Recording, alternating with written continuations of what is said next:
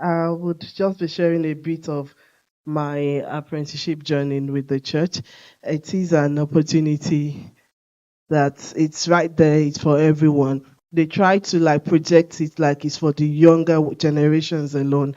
But I have a woman with me. I was telling my mom yesterday that there's a woman that we are doing data analysis together. And she said our first daughter is 27 years old. So I was wondering that how old is this woman? And she's doing this with us. And they're like, wow, she's an inspiration. I shouldn't complain. Praise the Lord. So, what is an apprenticeship? Apprenticeship is a method that combines both academic and on-the-job training together. Like you have practical, real-life work experience. So, as you're studying, you are also working, and it can be a bit very demanding because the work expects you to put in your 100%, and the study aspect also expects you to put in your 100%, even though you get a 20% of the job training, which means if you're working 40 hours a week, you get 8 hours to put towards your studies, and that's all you get. And it takes, depending on the course you are studying, it takes between 12 and 14 months. The first, because I'm on my second apprenticeship program now, the first one I did was the level 3 degree, level 3 apprenticeship, and I'm currently on my level 6 degree apprenticeship, which is equivalent to the BSc degree. It's available for individuals 16 or over. So we have so many young people at my workplace, 16, and sometimes they'll be like, oh, I'm just going to clock 18 and I'm like, ah. It includes a formal assessment which needs to be a national recognized qualification, which means it's not just like you're going to school. Okay, well, like once I'm done now, I'm going to have a BSc degree from the University of Exeter. So it's not just like you're working and you don't get recognized for it, but you're working, you are studying, and it's recognized.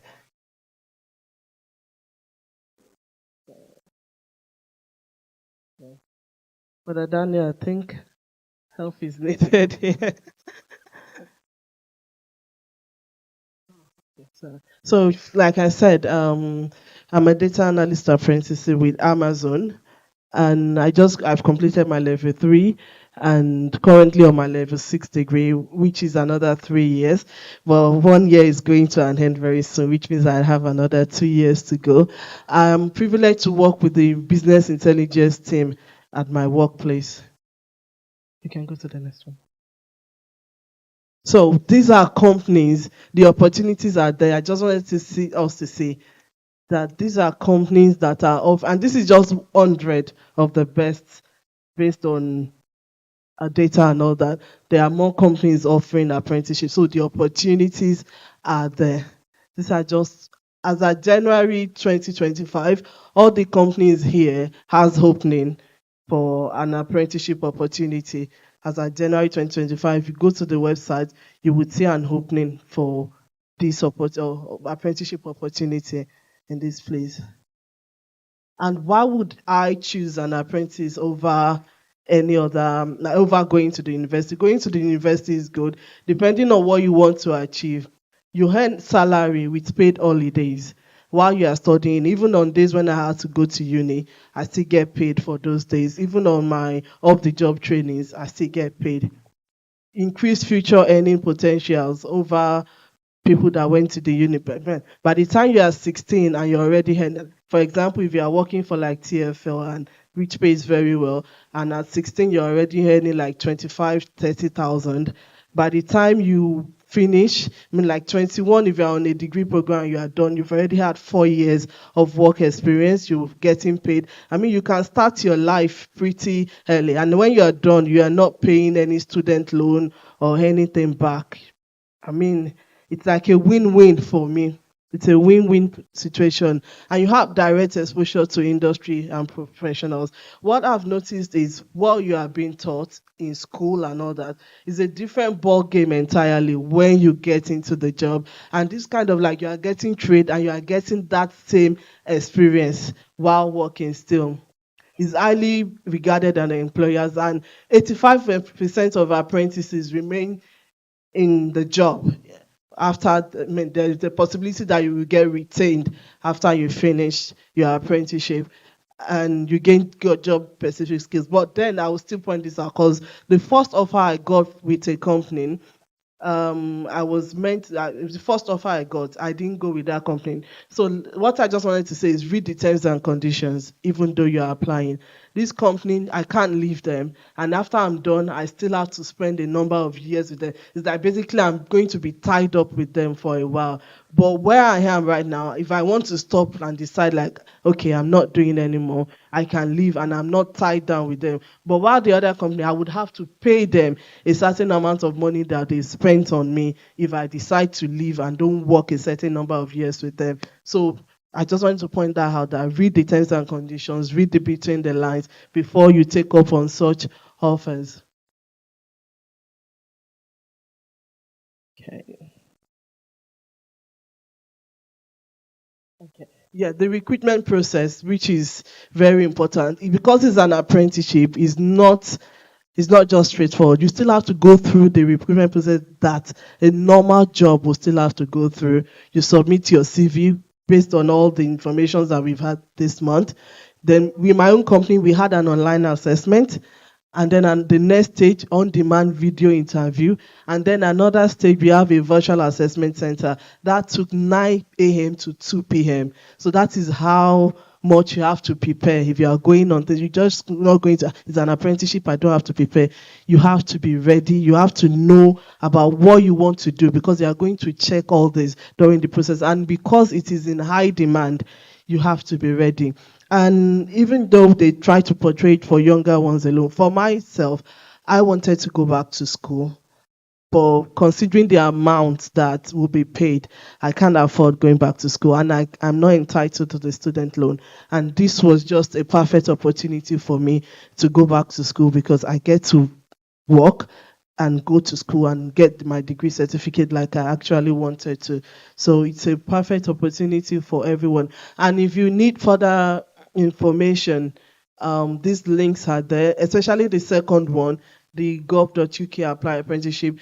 They can send you details on job openings and all that. So if you need further information, you can go to this website and check for them. Praise the Lord.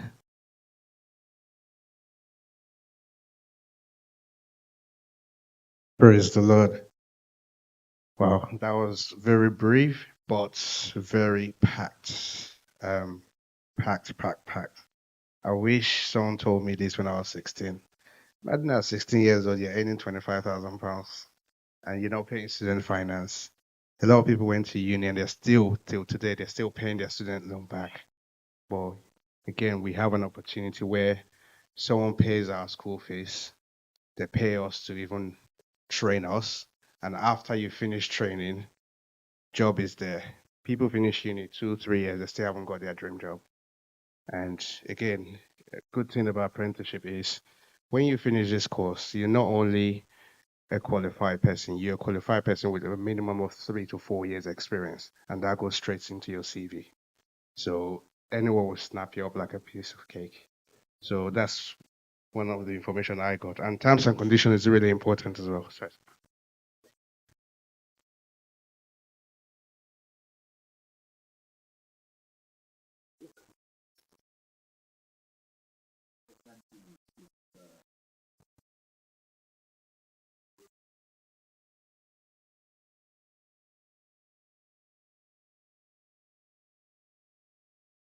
Hallelujah. So thank you, Sister Dejola, for sharing with us this morning. Having said that, in addition to all that she said, this would also mean you have to work hard for it. There are people who are so laid back when it comes to filling forms because some of the forms they fill will take you like a week to fill. And many people don't want that. So you have to burn midnight oil, spend extra hours filling these forms, and you'll be fine. Praise the Lord. thank you so much, sir. Questions will be answered later. So Just write it out because we're still going to have a question session after they finish the presentation. Yes. Praise the Lord. So moving on, social media. These days we have tons of them from Snapchat, YouTube, Facebook, Instagram, X, Telegram. There's quite a lot of them. WhatsApp. It's been TikTok. Thank you very much, sir. It's been a massive, massive stream of ways of making money, and people do it. And obviously, there's someone here that does it for a living, and he will be able to share some of this experience with us. Some of you might know him, and I mean, when I see my daddy, I know him. So, can you please join me to give another Praise City welcome to Olaomi Jordan?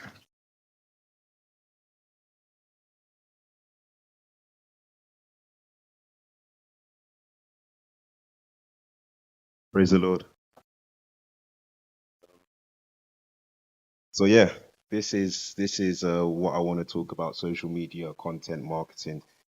I've been in this space now for the last 5 years, and a lot of people think this whole social media thing is, for young people, Gen Z, Gen Alpha, but that's far from the truth. I work with people who are a lot older than myself, that are starting side hustles and then are doing this at a level where people assume that they can't, but they do it, they get results, they achieve great things. So I think, yeah, this is just for everyone to be encouraged as well, to know that you also can do something on social media. And if it's about starting a business, a side hustle, anything like that, it's not too late. In fact, one of the interesting facts I found is that the average age for business owners is actually 45 years old, that when people start a business. So it goes to show that it's far from late for a lot of people. So yeah, we'll kind of kickstart. Does this work? No? I think.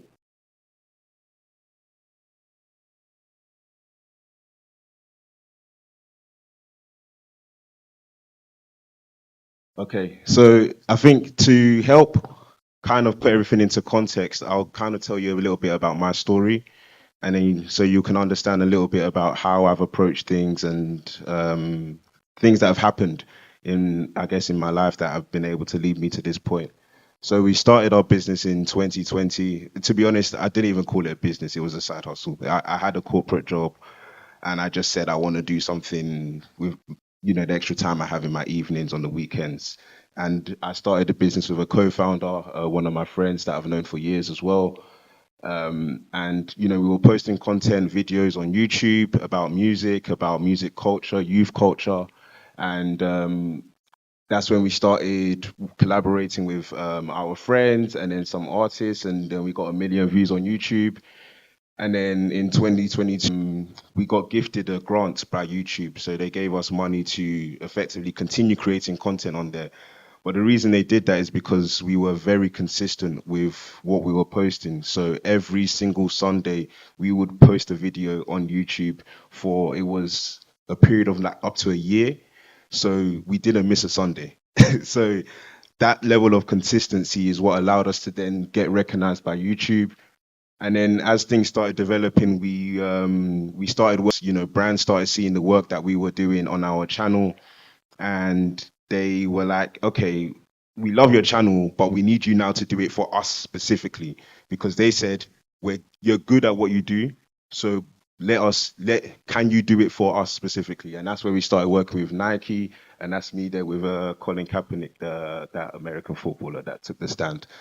And then that's when we started collaborating with more artists, brands. We have now a strategic partnership with Universal Music. We won an award last year, and again that was testament to the hard work that we've been putting in. And now we have a team of 8, kind of working on social media content strategy for artists and brands across the UK and, to be honest, across the world. Next slide. So From scrolling to earning, why social matters. 4.9 billion people who use social media. That means half of the world is online. Your customers, supporters, and opportunities are already there. You don't need thousands of followers. It's not about how many people follow you, but how many people trust you and what you offer. And real people are making money with small followings. Everyday people, not celebrities, that are earning money from side hustles and services just with a few hundred followers.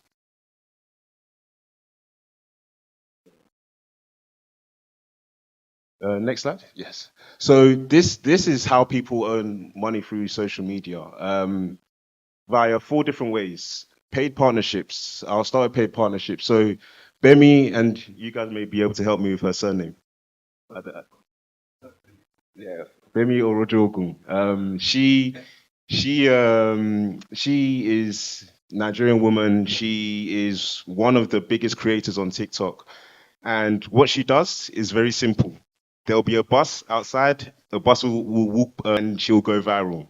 She's been doing this now for the last year. And as a result of this, she's now been able to get brand partnerships with Sports Direct, IKEA, and TFL. This is just simply because she found her own lane, she found her niche, and she was very consistent. And for her, she wanted to be a content creator, and that's what it is.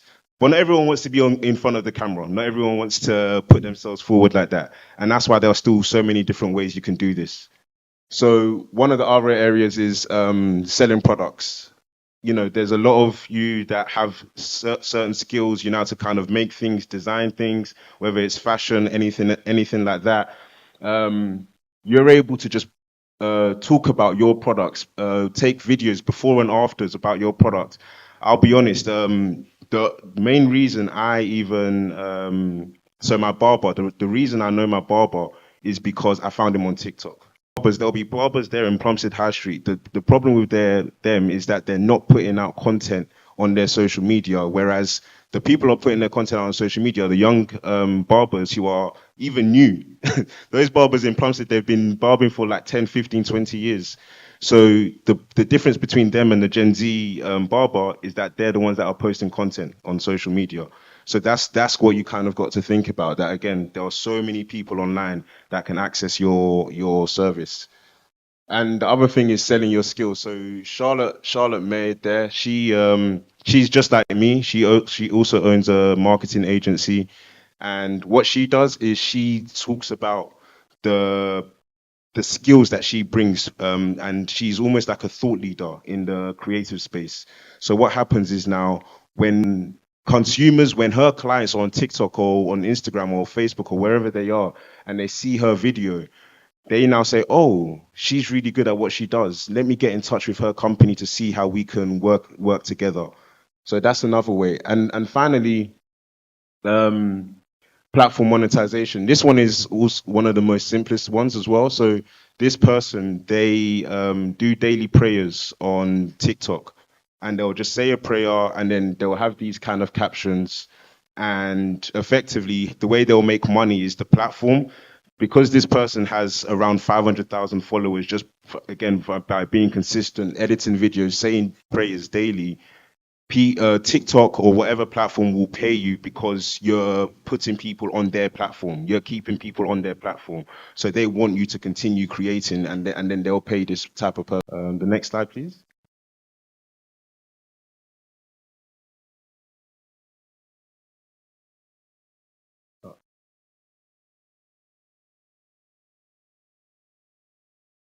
So so those are the ways you're able to generate money on social media. But the most important thing is getting attention first. And you know, when we talk about getting attention, the first thing you want to do is start with one platform. Really, really learn everything you can about that platform. For me, I would say like TikTok is like at the platform we use, and it really works for us.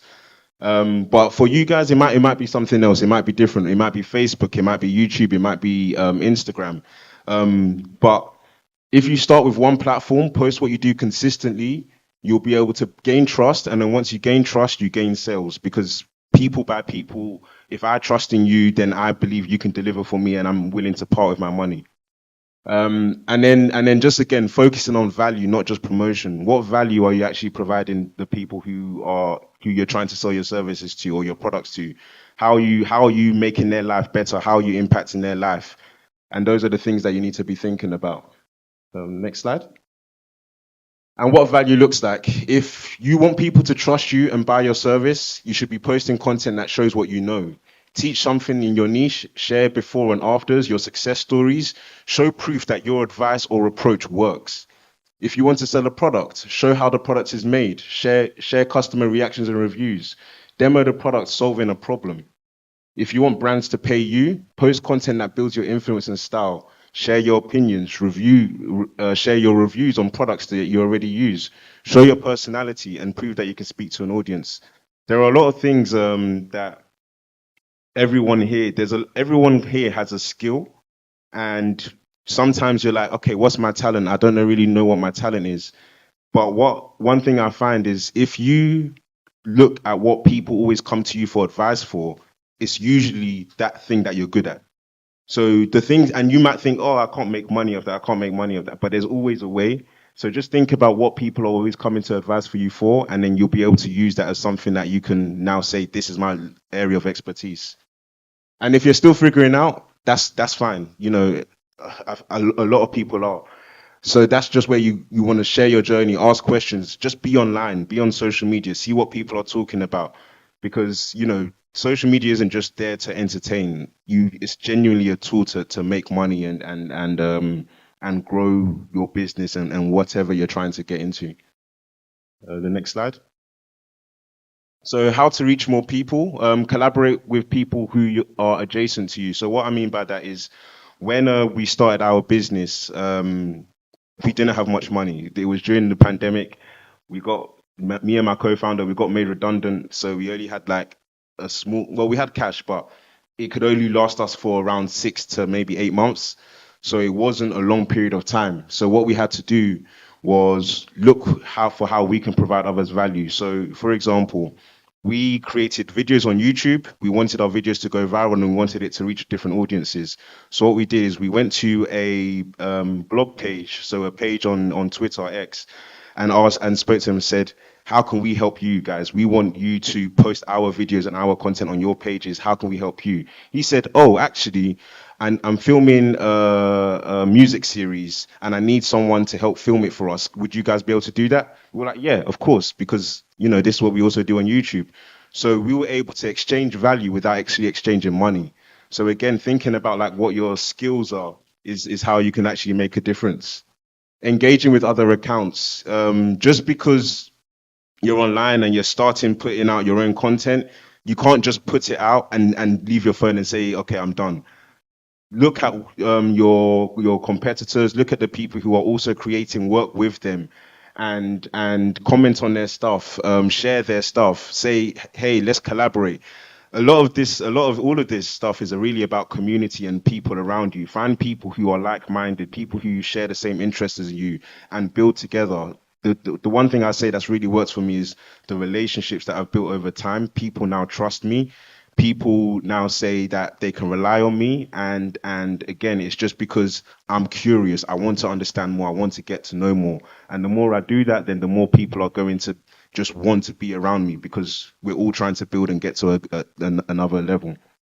Posting content at the right times, testing what works for your audience. One way I would say you should do all of this as well is check your phone, check your screen time, where your audience currently is. Because if I go on my screen time, it will be like TikTok and Instagram. And that's also where I advertise. So if you check your screen time, it's very likely that that's also where your customers are because that's already where you are naturally or anyway. And then, things like keywords in your bios and captions. Someone will say that they sell clothes, but in their bio, it doesn't say anything about selling clothes. It's not even spelled correctly or it's not written correctly. So really be clear with what you do. So then when someone wants to search it online, they can find exactly what you do and the service you provide. Using text in your content to keep people watching with sound off. So there are times I'll be on the train and I don't have my headphones, but I'm watching a video, but because because I am because there's text on the screen, I am able to still follow the video and I'm able to watch it till the end. If there's no text on the screen, I'm swiping and I'm going to the next video. So it's all of those little things that you will do to kind of optimize the content you're creating. And finally, always stay optimizing your content. Follow what the data says. And by that, all of these apps, all of these different tools, they have analytics where you can see how well your videos are performing. For example, if you have a video that's 1 minute long, and you can check the analytics and see how long people have watched that video for. It might say people have watched the video for 15 seconds. That means after the 15 seconds it's not interesting enough. So what you need to do is think about how I can make this more engaging. And then every video you put, always think about how can I make this better? How can I keep on improving? How can I keep on growing? And then over the course of 100 videos, your first video versus your 100th video will be very different. And that's the growth that you want to see. Next slide. So, the biggest question about all of this is, I'm saying all of this, and everyone's probably thinking, "Ah, I don't have time. I've got work. I'm going to be so busy. How am I going to get this into my schedule?" And my thing is with all of this, and one thing that I found worked with us is just find your rhythm first. If it's 3 posts per week that you can get out, fine. Just make sure it's about consistency first, and then you can focus on volume. And then as you start seeing things happen, as you start getting used to it, as it starts fitting your schedule, then that's when you can be like, okay, cool. I can scale this further. I can create more content and put more out. Use tools to save time. So Canva, ChatGPT, CapCut 5, or Google Sheets. So Canva is, to be honest, why I used to create this document. ChatGPT is a really great tool just in terms of helping you with captions, asking things, finding more things out, advice, even like providing you advice on things. CapCut is what you use to edit. Fiverr is a really great tool. So that one you can actually, if you don't have the time to even edit but you have some spare cash on you, you can pay someone. Like, these people are normally based out in India or somewhere in Asia, and they will edit this stuff for like £10, £15, and it saves you time as well. So Fiverr is a great tool in terms of just resource and being able to save you time if you have a little bit of cash to help push your content out. Presentation.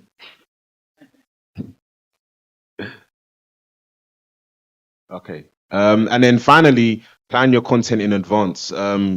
You could spend some time, maybe an hour, 2 hours Saturday morning, getting everything ready that you need for the week. So then during the week when you're busy, you're working, you don't have to do too much, and you just keep your Saturday mornings free to kind of get something like that ready for the following week. And you can use something like Google Sheets, which you can basically, there's like templates on Google Sheets where you can create calendars and you can kind of put the kind of content that you want to be releasing for each day in your calendar.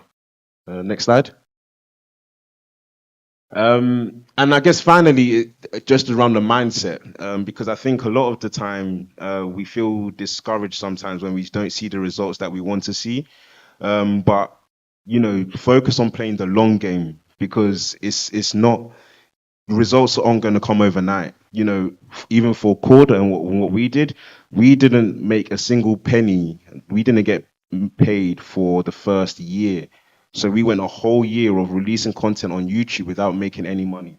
So that's kind of sometimes what it comes down to. Of course, we can all be fortunate and something happens straight away, but anticipate the long game, be ready for that, and you will be rewarded over time.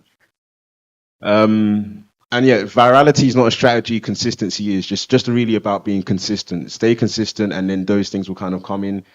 And finally, yeah, playing the long game. People will find you. You don't need everyone, just the right people. Trust God with timing. Your job is just to show up. As long as you show up, timing in God's time, things will kind of happen, and He will make a way. And then I believe that's the last slide into questions.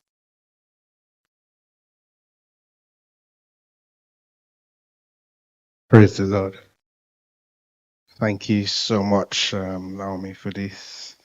During the whole presentation, I keep hearing the word consistency, which means for you to be able to do anything, there have to be that level of consistency, which means, and that includes the hours you put in, the hard work. I mean, how many of us can sit here and say, I will do something and not get paid for a year, but I believe when that reward comes, it's going to be worth it. A lot of us want quick fix, quick money. Do something for 2 days and then you're seeing the money. But again, like I said, I lost count on how many times he said the word consistency, and that keep ringing in my head. And one big thing he also said is, you just show up, trust God. If you show up, God will always show up as well. So the next segment for this is question time. I would be bringing back the two wonderful people that have actually spoken today, and we'll take few questions from the audience. Can you please welcome them back, please?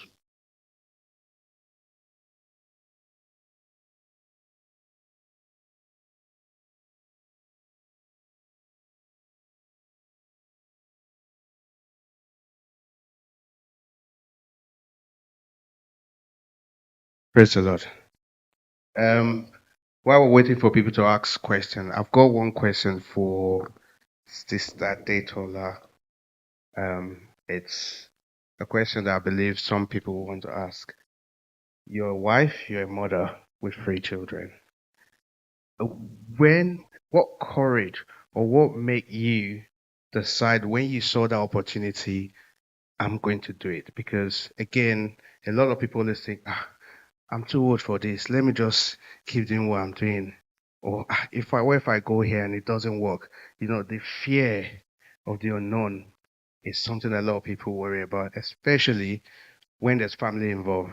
Some young people will say, yes, it's just me. I can still, but there's family involved, being a mother, being a wife. What was it that gave you that courage to do it? Thank you for that question. When I first started with the first application I made, I didn't like where I was. I was working at the warehouse in Amazon, and whoever has done that job, it's not the best of jobs. I didn't like where I was. Each time I'm going in there, I'm sad. I was always sad going there, but I just kept on doing it. So when this opportunity came out, it was a no-brainer. I just went for it.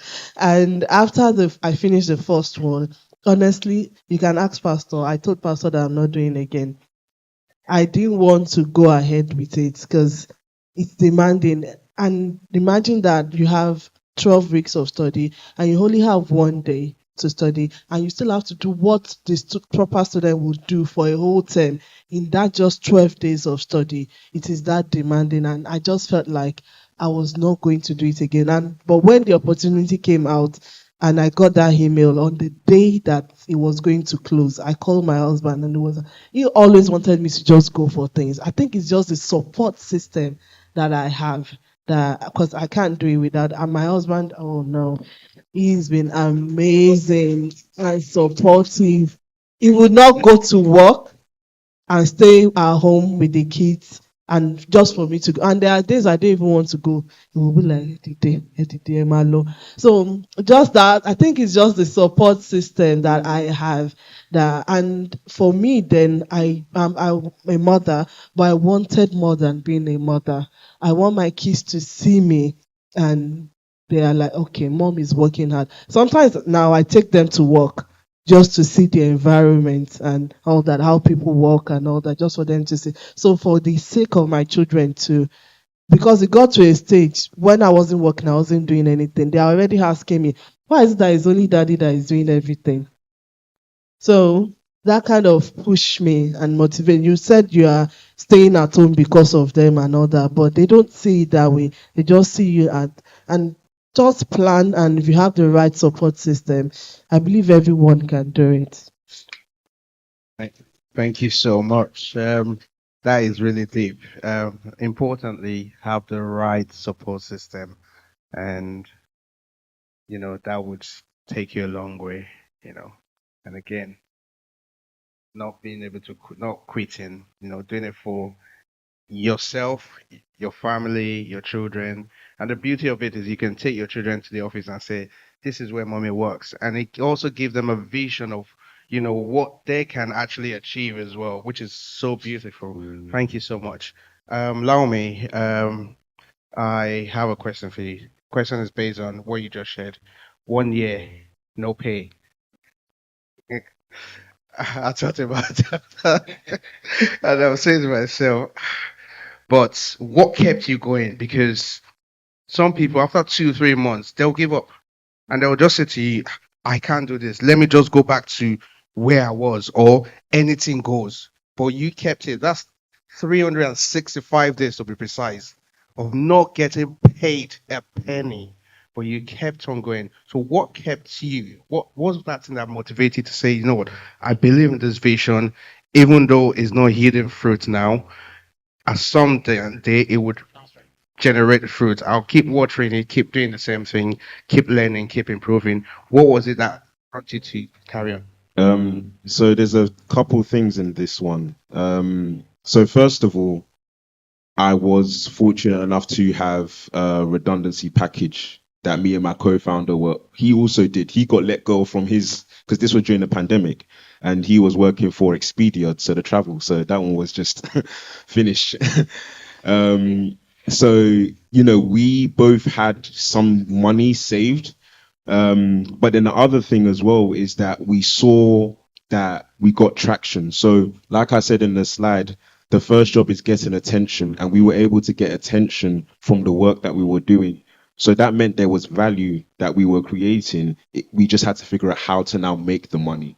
But once you realize that, okay, there's a value in what I'm doing and people care, even if it's our first video got 5,000 views, and at the time we were like, oh, is that a lot? But then when you think about 5,000 people, that's every person counts. And I think for when anyone starts whatever they're going to do on social media, you just need to think about, even if it's 100 views, that's 100 people. And the idea of then saying, okay, let me help those 100 people, let me provide more value to those people, is the sort of thing that keeps you going. And if we didn't feel like there was any traction, or if we didn't feel like there was any results, it would have been difficult to continue. I'll be honest, it would have been difficult. But because we saw that, people were engaging and people were still saying good things, it meant that this is worth going on, and we'll figure it out as we go along. Thank you so much, Pastor.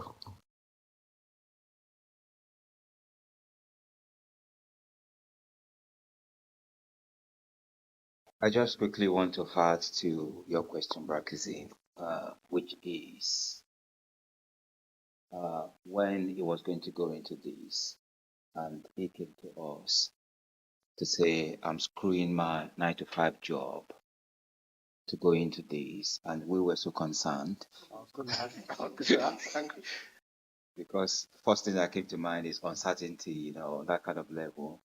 So I want to ask him, where did that boldness come from, and the way he even responded to us?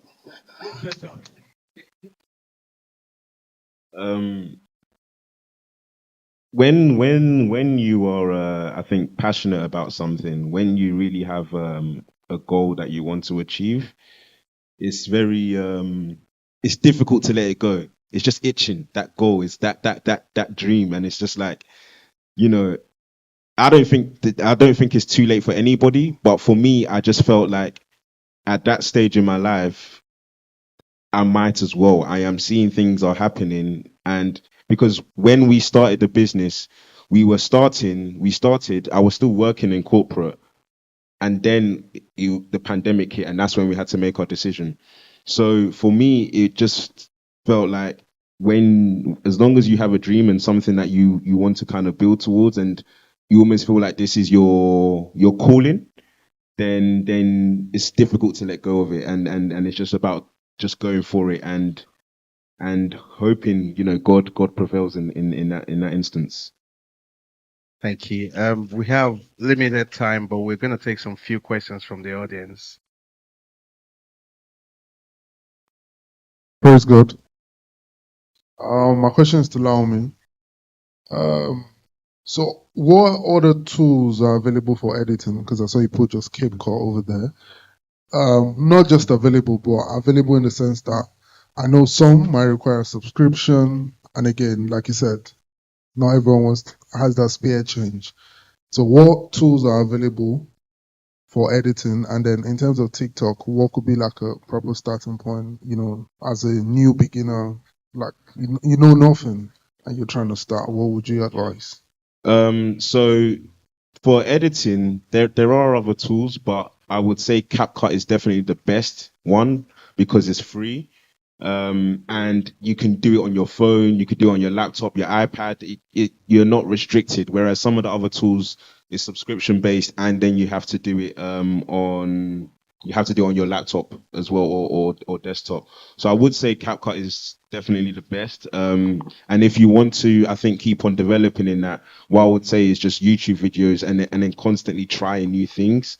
And then you'll get there. I've seen so many people, like even guys in my team, who when they joined our company, they could not edit nothing.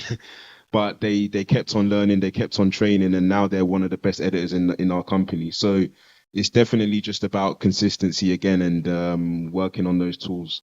And then I think with TikTok, what I would say for that is, I would first of all go on like a tool like ChatGPT first of all, and just ask it, give it the prompts like, if I'm starting out on TikTok, what should be the first three things I need to do? And just focus on those three things. And then the other thing I would say as well is, focus first of all on what you want to do as a creator or as a person. And once you realize what you want to do, start looking at what other people in that space are doing on TikTok as well.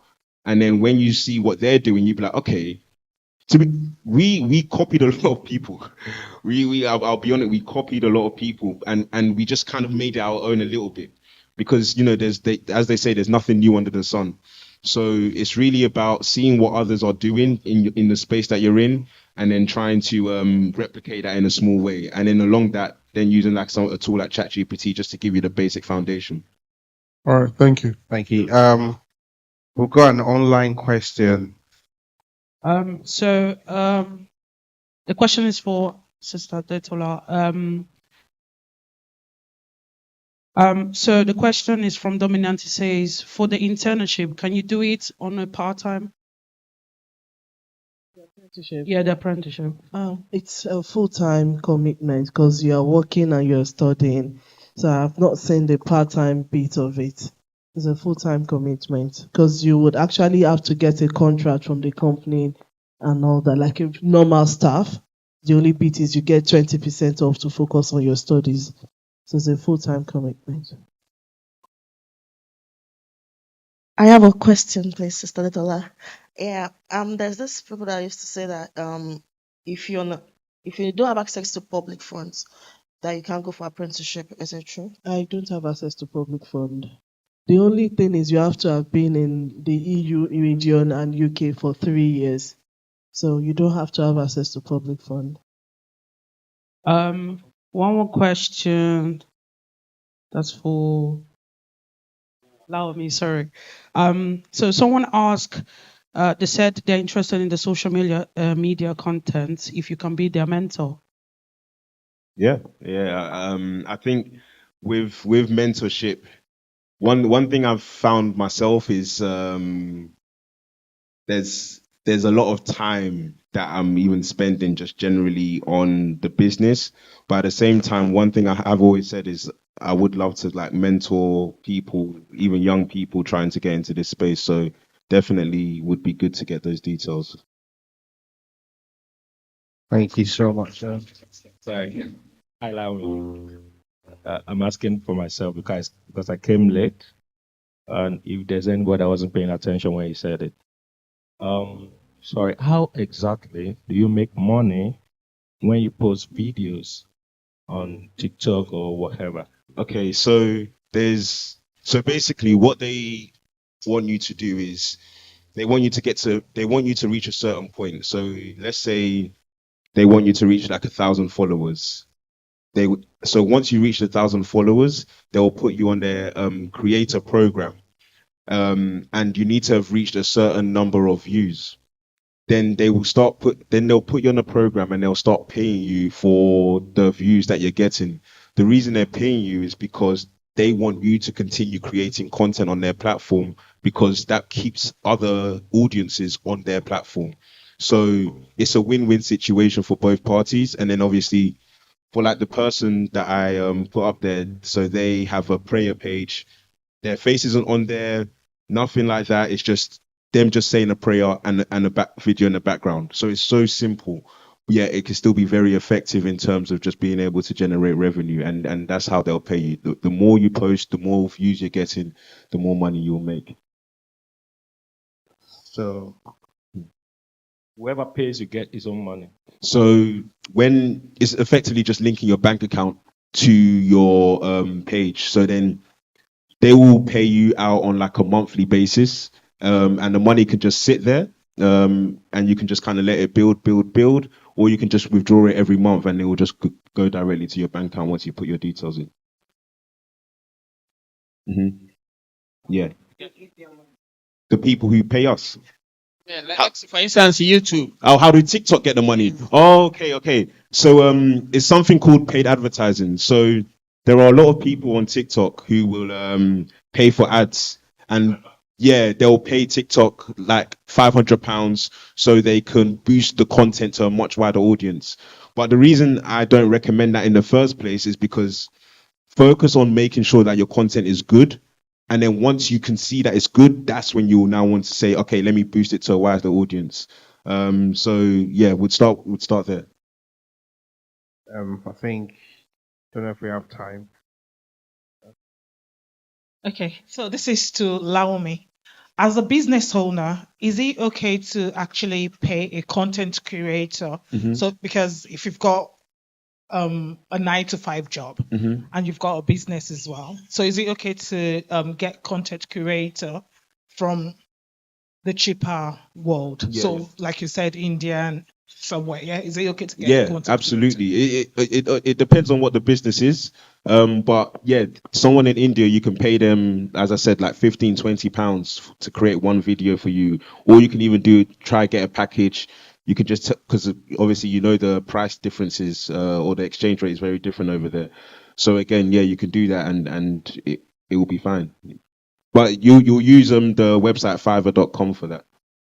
Yeah. I think I'll take one question from you, and due to our time, we have to wrap up. Someone said, how do we sell on TikTok? So Yeah. it depends on what exactly you want to sell. But if you have, so let's say you run a service-based business. So let's say you cook and you do, let's say, weddings, you do parties, all of those types of things. What I would do if I was in that person's shoes is I would show TikTok or the world how I prep my food, what food I'm making, and then I'll even then show people eating the food and then reacting back to me, and then I'll put that video on TikTok, and then I'll just have a caption about this is my catering company.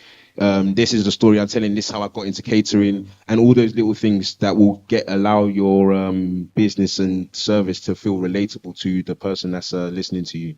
So that's one way. If you're doing anything in, let's say you want to be a content creator like Bemi, I mean, that one's find what you're good at.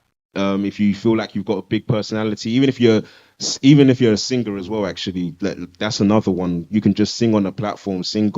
I see so many Christian creators on TikTok, so many, so many, and they're either singing, they're talking about what's going on in church. They will do content even with the congregation, and they will put it out on their TikTok. So there's so many different ways, and the way they will get paid again is through the TikTok monetization scheme. If they keep getting the views, TikTok will pay them, and then you can build from there. And then, to be honest, there's also, you never know, like apps like the Bible, they can get in touch with you and say, hey, let's collaborate, let's do a partnership. Like all different Christian focused Bible apps or anything like that, they might want to collaborate with you and say, hey, let's work together on this. So there's so many different opportunities. Thank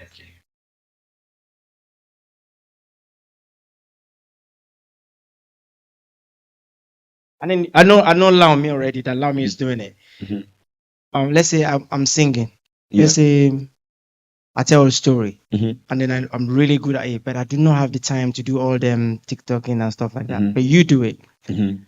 If like, is it possible that me and you collaborate? Mhm.